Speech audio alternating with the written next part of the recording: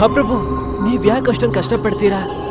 ಸ್ವಲ್ಪ ಹೊತ್ತು ಕಾಯಿರಿ, ಅದಾಗದೆ ತೆರ್ಕೊಂಡ್ಬಿಡುತ್ತೆ.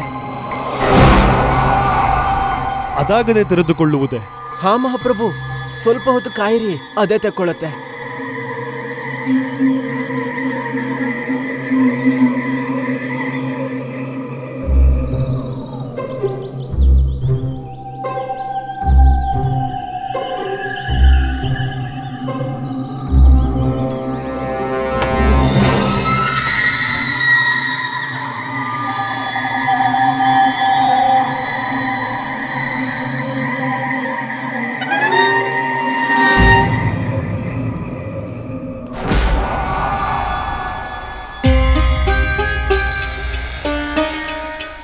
ಮಹಾಪ್ರಭು, ಹಿಂದೆ ನೋಡಿ. ಎಲ್ಲಿ? ಏನು? ಯಾರು?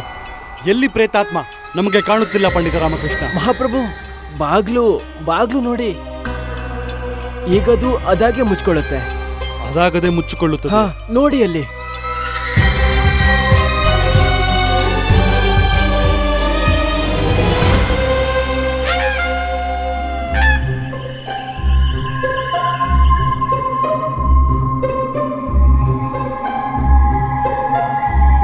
ಎಲ್ಲಿ ಮುಚ್ಚಿಕೊಳ್ಳುತ್ತದೆ ಪಂಡಿತ ರಾಮಕೃಷ್ಣ?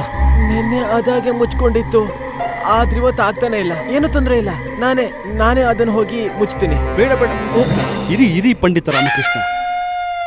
ಬಾಗಿಲು ತೆಗೆದೇ ಇರಲಿ ಪಂಡಿತ ರಾಮಕೃಷ್ಣ. ಹಾ, ನೀವು ಸರಿಯಾಗಿ ಹೇಳಿದ್ರಿ, ಅದು ಹಾಗೆ ಇರಲಿ.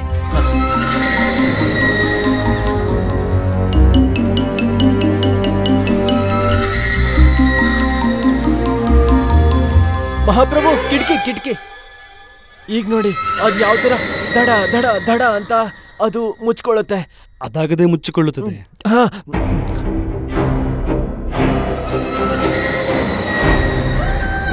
ಎಲ್ಲಿ ಮುಚ್ಚಿಕೊಳ್ಳುತ್ತದೆ ಪಂಡಿತ ರಾಮಕೃಷ್ಣ? ನನಗೆ ಗೊತ್ತಿಲ್ಲ ಏನಾಯ್ತು ಆ ಕಿಟಕಿಗೆ ಅಂತ. ನೆನ್ನೆ ಅದು ಮುಚ್ಕೊಂಡಿತ್ತು. ಹಿಂದೆ ತಿರುಗಿ ಮಹಾಪ್ರಭು, ಅಲ್ಲಿಂದ ಒಂದು ದೆವ್ವ ಹಾರ್ಕೊಂಡು ಬರುತ್ತೆ. ಪಂಡಿತ ರಾಮಕೃಷ್ಣ, ಇದೆಲ್ಲ ಭ್ರಮೆಯಷ್ಟೇ, ಏನೂ ಆಗುವುದಿಲ್ಲ. ಕಿಟಕಿಗಳು ಮುಚ್ಚಿಕೊಳ್ಳುವುದಿಲ್ಲ. ಮಹಾಪ್ರಭು,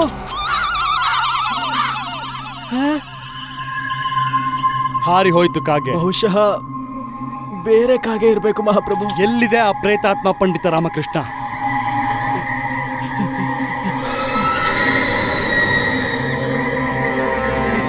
ಅಪ್ಪಿ ತಪ್ಪಿ ಮುದ್ಕ ಏನಾದ್ರೂ ಅವ್ರಿಗೆ ಸಿಕ್ಬಿಟ್ನಾ ಮಣಿ? ಅಯ್ಯೋ, ಒಳ್ಳೇದ್ ಮಾತಾಡೋ, ಹಾಳಾಗೋಗ್ಲಿ ಮುದ್ಕ. ಏನದು? ಎಲ್ಲಿಂದ ಬಂತು ಆ ಶಬ್ದ?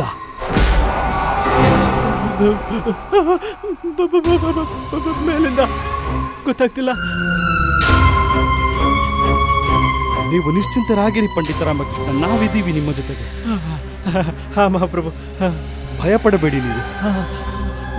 ನಿಮಗೆ ಈಗ ವಿಶ್ವಾಸ ಬರ್ತಿದೆಯಲ್ಲ ಮಹಾಪ್ರಭು? ನಿಮಗೆ ಅನಿಸ್ತಿದೆ ಅಲ್ವಾ ಇಲ್ಲೇನೋ ಇದೆ ಅಂತ ಅಲ್ವಾ? ಇಲ್ಲಿ ಯಾವುದೇ ಪ್ರೇತಾತ್ಮವಿಲ್ಲ.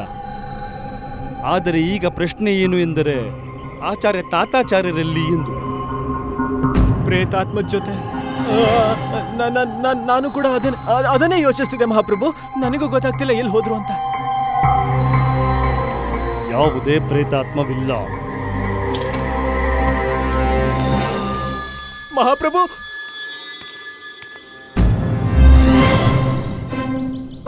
ಅದ್ಭುತ ಮಹಾಪ್ರಭು, ನಾನು ಮತ್ತೆ ನೀವು ಸೇರ್ಕೊಂಡು ಈ ಕಾರ್ಯನ ಪೂರ್ಣಗೊಳಿಸಿದ್ವಿ. ಈಗ ಪ್ರಜೆಗಳ ಮನಸ್ಸಲ್ಲಿ ಈ ಪ್ರೇತಾತ್ಮದ ಭಯನೇ ಇರೋದಿಲ್ಲ. ನಾವು ಹಾಗೂ ನೀವು ಸೇರಿಕೊಂಡು ಎಂದರೆ ಪಂಡಿತ ರಾಮಕೃಷ್ಣ, ಈ ಕಾರ್ಯ ನಾವು ಒಬ್ಬರೇ ಮಾಡಿದ್ದು. ಯಾರು? ನೀವು ಮಾತ್ರ. ಹಾ ಮಹಾಪ್ರಭು, ನೀವೇ. ಹಾಗೂ ನಿಮ್ಮ ಕೆಲಸ ಇನ್ನೂ ಮುಗಿದಿಲ್ಲ. ಎಲ್ಲಿವರೆಗೂ ತಾತಾಚಾರ್ಯರು ಸಿಗುವುದಿಲ್ಲವೋ ನಿಮ್ಮ ಕಾರ್ಯ ಸಂಪೂರ್ಣವಾಗಿಲ್ಲವೆಂದೇ ಅರ್ಥ. ಏನಾಯ್ತು ಮಹಾರಾಜರೇ, ನಮ್ಮ ಗುರುಗಳು ಸಿಕ್ಕಿದ್ರ ಇಲ್ವೋ?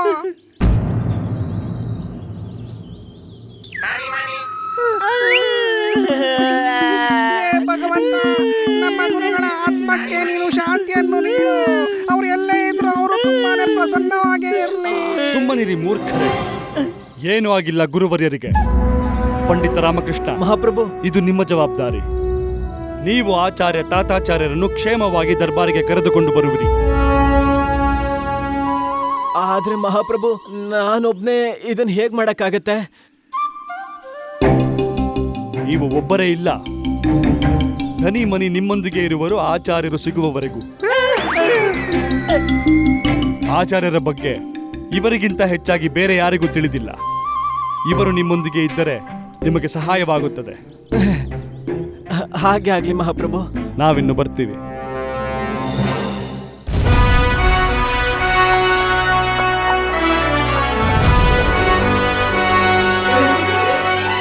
ಏನಾಯ್ತು ಮಹೋದಯ? ಪ್ರೇತಾತ್ಮನ ಹಿಡ್ಕೊಂಡ್ಬಿಟ್ರ ಈಶ್ವರನ ಕೃಪೆಯಿಂದ? ನೀನೇ ಹೋಗಿ ಯಾಕೆ ಹಿಡಿಯಕ್ಕಾಗಲ್ಲ ಈಶ್ವರನ್ ದಯೆಯಿಂದ? ನನಗೆ ಅರ್ಥ ಆಯ್ತು. ಗೊತ್ತಿಲ್ಲ ಯಾವ ಕೆಟ್ಟ ಸಮಯದಲ್ಲಿ ಈ ಬಂಗ್ಲೆನ ಖರೀದಿ ಮಾಡಿದ್ನೋ ಈಶ್ವರನ ಕೃಪೆಯಿಂದ. ಗಂಗಾರಾವ್ ಅವರೇ ಹೇಳಿ, ನಿಮಗೆ ಈ ಬಂಗ್ಲೆ ನಿಮಗೆ ಯಾರು ಕೊಟ್ರು? ಕೆಲ ಮಾಸಗಳ ಹಿಂದೆ ರಾಮಣ್ಣ ಕುಟುಂಬದವರಿಂದ, ಈಶ್ವರನ ಕೃಪೆಯಿಂದ. ರಾಮಣ್ಣ? ಹೌದು. ರಾಮಣ್ಣ? ಹೌದು. ನೀವು ಜಮೀನ್ದಾರ್ ವೆಂಕಟರಮಣ ಅವ್ರ ಬಗ್ಗೆ ಮಾತಾಡ್ತಿಲ್ಲ ಅಲ್ವಾ? ಹಾ, ನಾನು ಅವ್ರ ಬಗ್ಗೆನೇ ಮಾತಾಡ್ತಾ ಇದ್ದೀನಿ. ಅವ್ರು ನನ್ನ ಹತ್ರ ಸಾಲವಾಗಿ ದುಡ್ಡನ್ನ ಇಸ್ಕೊಂಡಿದ್ರು, ಆದ್ರೆ ಅದನ್ನ ಅವರು ಹಿಂದಿರುಗ್ಸಕ್ ಆಗ್ಲಿಲ್ಲ. ಅವರು ಸ್ವರ್ಗವಾಸಿ ಆದ್ಮೇಲೆ ಅವ್ರ ಕುಟುಂಬದವರು ನನಗೆ ಈ ದರಿದ್ರ ಬಂಗ್ಲೆನ ಕೊಟ್ಬಿಟ್ರು ಈಶ್ವರನ ಕೃಪೆಯಿಂದ. ನಿಮಗ್ ನೆನ್ಪಿದ್ಯಾ ಇವ್ರ ಪರಿವಾರದವ್ರು ಎಲ್ಲಿದ್ದಾರೆ ಅಂತ?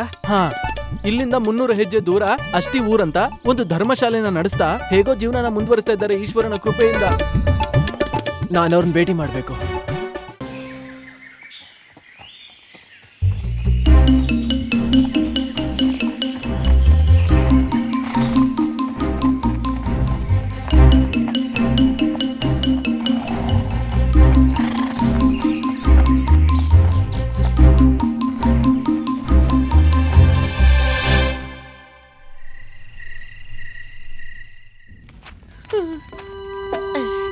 ನಾವೇನಿದ್ದು ಎಷ್ಟು ಬೆರಳಿದೆ ಇಲ್ಲಿ? 2. ನೀವು ಅರ್ಧ ಜೀವಂತ ಇದ್ದೀರಾ, ಕೂತ್ಕೊಳ್ಳಿ. ಯಾರಾದ್ರೂ ಸ್ವಲ್ಪ ನೀರ್ ಕೊಡಿ. ಕೃಷ್ಣ ವಲ್ಲಭ, ನೀರ್ ತಗೊಂಡ್ ಬನ್ನಿ. ತುಂಬಾ ಬಾಯಾರಿಕೆ ಆಗಿದೆ. ಹೇಳಿ, ಏನ್ ಬಂದಿದ್ದು? ಅದು ನಾನು ರಾಮಣ್ಣ ಅವರ ಪರಿವಾರನ ಹುಡ್ಕೊಂಡ್ ಬಂದೆ. ನಾನವರ ಧರ್ಮಪತ್ನಿ. ಈ 3 ನನ್ನ ಮಕ್ಕಳು, ವಲ್ಲಭ, ಕೃಷ್ಣ ಮತ್ತು ಇವನು ವಿಷ್ಣು. ಪಂಡಿತ್ ಅವರೇ, ನೀವು ಈ ಊರಿಗೆ ಬಂದಿರೋ ಕಾರಣ ಏನು? ಅದು ಗಂಗಾರಾವ್ ಅವರಿಗೆ ನೀವು ಆ ಬಂಗ್ಲೆನ ಋಣ ತೀರ್ಸೋಕೋಸ್ಕರ ಕೊಟ್ಟಿದ್ರಲ್ವಾ, ಅದ್ರ ಬಗ್ಗೆ ತಿಳ್ಕೊಳಕ್ ಬಂದೆ. ಅದ್ರ ಬಗ್ಗೆ ಏನ್ ತಿಳ್ಕೋಬೇಕು? ನಾನ್ ಕೇಳ್ಪಟ್ಟಿದ್ದೀನಿ ಆ ಬಂಗ್ಲೆ ಈಗ ಬೂತ್ ಬಂಗ್ಲೆ ಆಗಿದೆ ಅಂತ. ಇಲ್ಲ, ಈಗ ಬಂಗ್ಲೆ ನಮ್ದಲ್ಲ, ಗಂಗಾರಾಮ್ ಅವ್ರದ್ದು. ಭೂತಾನ? ಆದ್ರೆ ನಾವು ಅಲ್ಲಿ ಇದ್ದಾಗ ಆ ತರ ಏನೂ ಇರ್ಲಿಲ್ವಲ್ಲ. ಅಂದ್ರೆ ಅದ್ರ ಅರ್ಥ ನಿಮಗೆ ಅನುಭವ ಆಗಿಲ್ಲ ಅಂತ? ಇಲ್ಲ, ಆದ್ರೆ ನಾವು ಆ ಬಂಗ್ಲೆನ ಬಿಟ್ಟಾದ್ಮೇಲೆ ಅಲ್ಲಿ ಪ್ರೇತಾತ್ಮ ವಾಸ ಮಾಡ್ತಾ ಇರ್ಬೋದು ಅನ್ಸುತ್ತೆ. ಮತ್ತದಾಗಿನೂ ನಮ್ಮ ತಂದೆಯವರ ದಾನದ ಗುಣ ನಮ್ಮನ್ನ ಮನೆ ಮಠ ಇಲ್ದ ಹಾಗೆ ಮಾಡ್ಬಿಟ್ಟಿದೆ. ನಿಮ್ಮ ಸ್ವರ್ಗವಾಸಿಯಾಗಿರೋ ತಂದೆ ಬಗ್ಗೆ ಈ ತರ ಮಾತಾಡಬಾರ್ದು. ಹಳೆದನ್ನೆಲ್ಲ ಮನಸ್ಸಲ್ಲಿಟ್ಕೊಂಡು ದ್ವೇಷನ ಇಟ್ಕೋಬಾರ್ದು ವಿಷ್ಣು. ಪಂಡಿತ್ ಅವರೇ, ನಿಮ್ ಹತ್ರ ಬೇಡ್ಕೋತಾ ಇದ್ದೀನಿ, ನೀವು ಬೇರೆ ವಿಷಯ ಬಗ್ಗೆ ಮಾತಾಡಿ ಅಂತ. ಖಂಡಿತವಾಗ್ಲು, ನಿಮ್ಮ ಆಜ್ಞೆ. ಮತ್ ಹಾಗೆ ಭೋಜನ ತುಂಬಾ ಚೆನ್ನಾಗಿದೆ ಏನು? ಹೌದು, ಭೋಜನ ತುಂಬಾ ಸ್ವಾದಿಷ್ಟವಾಗಿದೆ. ತುಂಬಾ ದಿನ ಆದ್ಮೇಲೆ ಒಳ್ಳೆ ಊಟ ತಿಂತಾ ಇದ್ದೀವಿ. ಅಂದ್ರೆ ನೀವ್ಯಾರು ಯಾವತ್ತು ಆ ಪ್ರೇತಾತ್ಮನ ನೋಡೇ ಇಲ್ಲ ಅಲ್ವಾ? ಇಲ್ಲ. ನಿಮಗ್ ಗೊತ್ತಿಲ್ಲ ಆ ಪ್ರೇತಾತ್ಮ ಯಾರ್ದು ಅಂತ? ನಮ್ಗೆ ಆ ಸ್ತ್ರೀ ಬಗ್ಗೆ ಏನು ಗೊತ್ತಿಲ್ಲ.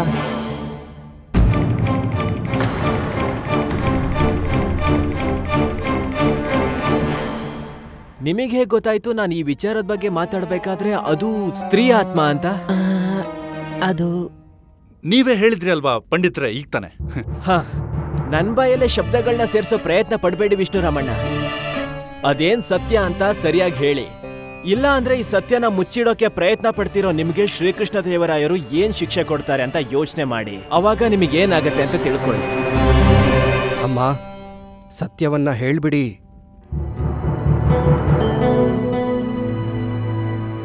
ಹೌದು, ಆ ಬಂಗ್ಲೆಯಲ್ಲಿ ಸ್ತ್ರೀ ಆತ್ಮ ಇದೆ.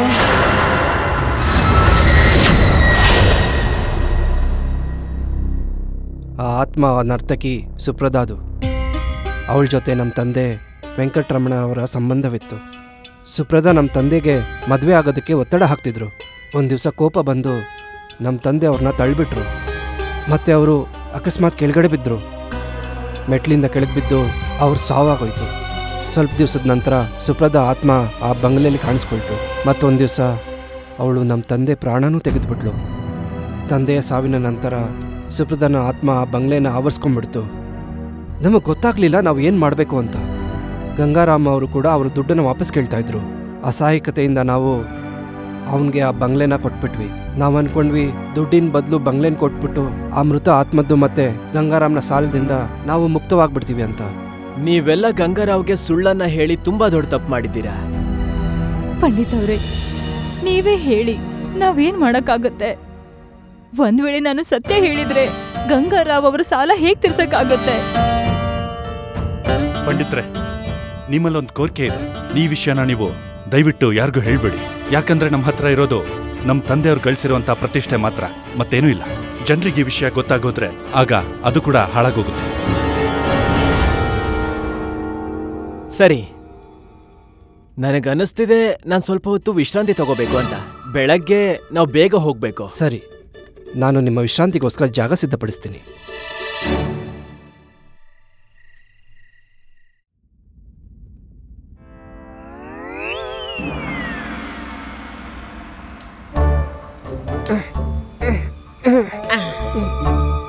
ಮಣಿ ಮಣಿ, ಇಷ್ಟೊಂದು ಶೆಕೆ ಯಾಕಾಗ್ತಿದೆ? ರಾತ್ರಿ ಊಟದಲ್ಲಿ ಮೆಣಸಿನ್ಕಾಯಿ ಜಾಸ್ತಿ ತಿಂದ್ವಲ್ಲ, ಅದಕ್ಕೆ ಹೀಗೆ ಅನ್ನಿಸ್ತಾ ಇದೆ. ನೀನು ಮಲ್ಕೋ. ಜಾಸ್ತಿ ಆಗ್ತಿದೆ. ಹೌದು ದಣಿ, ಆಗ್ತಿದೆ. ಜಾಸ್ತಿ ಆಗ್ತಿದೆ.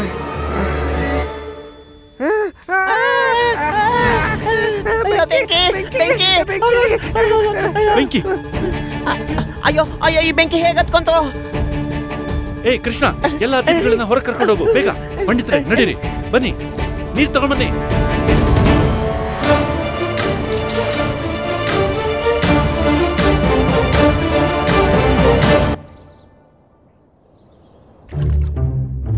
ಬೆಂಕಿ ಎಲ್ಲ ಆರೋಯ್ತು, ಈಗೇನು ತೊಂದರೆ ಇಲ್ಲ. ಗೊತ್ತಾಗ್ತಾ ಇಲ್ಲ ಇಲ್ಲಿ ಬೆಂಕಿ ಹೇಗ್ ಬಿದ್ಬಿಡ್ತು ಅಂತ. ಅಯ್ಯೋ, ನನ್ಗನ್ಸುತ್ತೆ ನಾವು ಚೆನ್ನಾಗಿ ನಿದ್ರೆ ಮಾಡೋದನ್ನ ನೋಡೋದಕ್ಕಾಗದೆ ಆ ದುಷ್ಟ ಮುದುಕನ ಆತ್ಮ ಬಂದು ಹೀಗೆ ಮಾಡಿದೆ ಅಂತ. ನನಗೆ ಗೊತ್ತಾಗ್ಲೇಬೇಕು ಈಗ್ಲೇ. ಈ ಸಮಯದಲ್ಲ. ಹಾ, ಅದೇನೇ ಆಗ್ಲಿ ನಾಳೆ ರಾತ್ರಿ ಆಗೋದ್ರೊಳಗೆ ನಾವು ಅಲ್ಲಿಗೆ ತಲುಪಲೇಬೇಕು. ನಾವು ಜೊತೆಗೆ ಬರ್ತೀವಿ.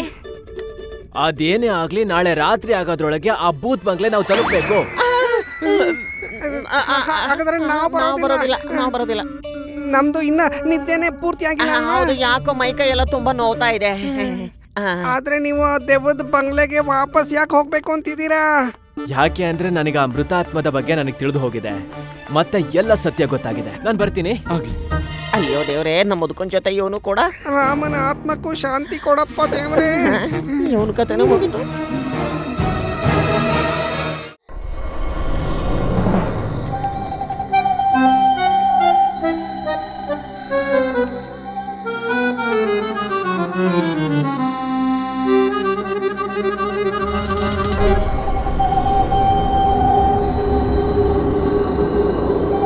ಏನು ಬಾಗಿಲು ಮಹೋದಯ, ಯಾಕಿಷ್ಟು ಸಮಯ ತಗೊಳ್ತಿದ್ದೀರಾ ಇವತ್ತು? ನಿಮಗೆ ನನ್ನ ಪರಿಚಯ ಆಗಿ ಹೋಗಿದ್ಯಲ್ವಾ?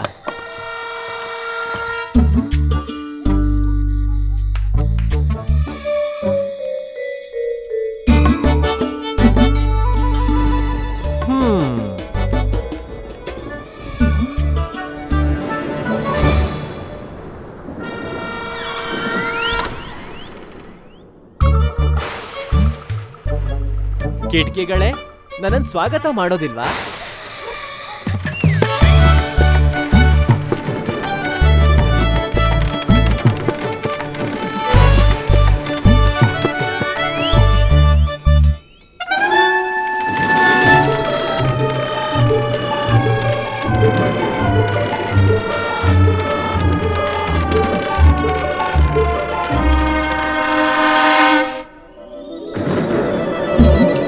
ನನ್ಗನ್ಸುತ್ತೆ ಇದಕ್ಕೆ ಜಾಸ್ತಿ ಶಕ್ತಿ ಹಾಕೋದ್ ಬೇಡ ಅಂತ.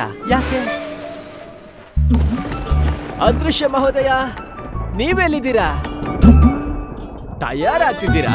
ಅಯ್ಯೋಯ್ಯೋ, ನೀವು ವಸ್ತ್ರದ ಹಿಂದೆ ಅಲ್ಲ, ವಸ್ತ್ರಗಳು ನಿಮ್ ಹಿಂದೆ ಹೋಗುತ್ತೆ. ಏನು ಹೆದರಬೇಡಿ, ಬನ್ನಿ ಹೊರಗೆ ಬನ್ನಿ.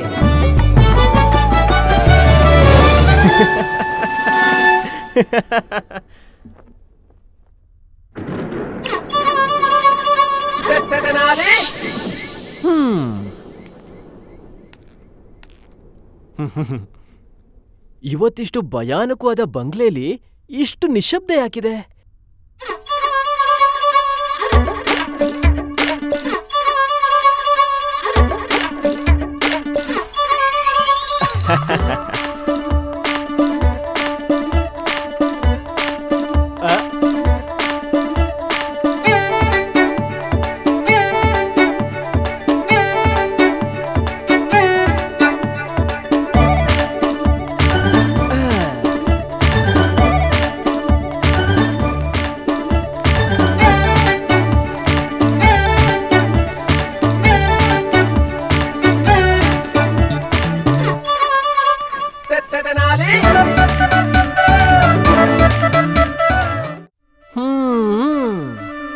ಸ್ವಾದಿಷ್ಟ ಭೋಜನಕ್ಕೋಸ್ಕರ ಧನ್ಯವಾದ.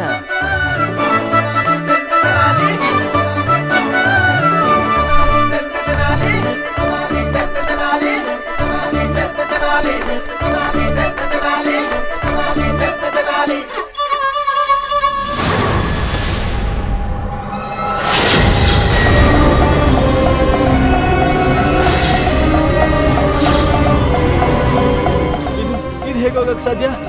ಈ ತರ ಆಗೋಕ್ ಸಾಧ್ಯನೇ ಇಲ್ಲ. ಈ ತರ ಆಗೋಕ್ ಸಾಧ್ಯ ಇಲ್ಲ.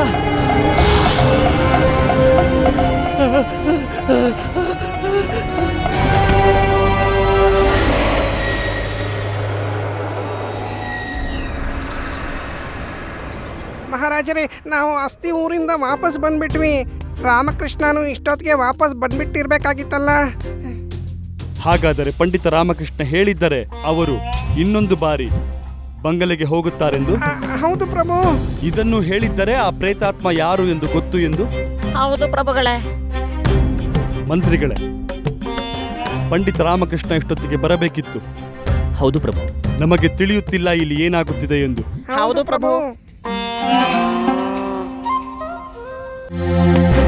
ಮಹಾರಾಜರೇ, ಇನ್ನ ನಮ್ಮ ಗುರುಗಳು ವಾಪಸ್ ಯಾವತ್ತೂ ಬರೋದಿಲ್ಲ.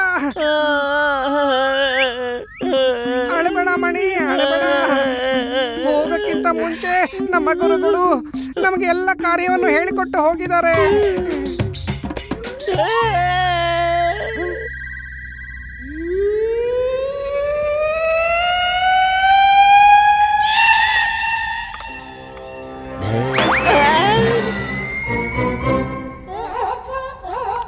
ಅಯ್ಯೋ,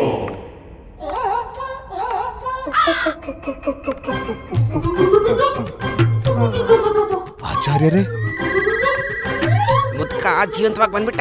ಮೃತ ಆತ್ಮಕ್ಕೂ ಏನು ಮಾಡಕ್ಕಾಗ್ಲಿಲ್ವಲ್ಲ. ನಮ್ಮ ಗುರುಗಳು ಹೋಗೋ ಅವಕಾಶನೂ ಹೋಯ್ತು, ಈ ರಾಜ್ಯದಿಂದ ಪಡ್ಕೊಳ್ಳೋ ಅವಕಾಶನೂ ಹೋಯ್ತು.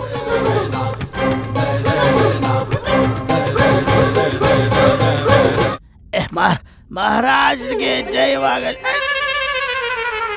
ಅಯ್ಯೋ, ಸೊಂಟ ಹಿಡ್ಕೊಂಡಿದೆ, ಏನಾದ್ರೂ ಮಾಡ್ರೋ. ಏನ್ ಮಾಡ್ಬೇಕು? ನೆಟ್ಟಿಗೆ ಮಾಡ್ರೋ. ಹೌದಾ?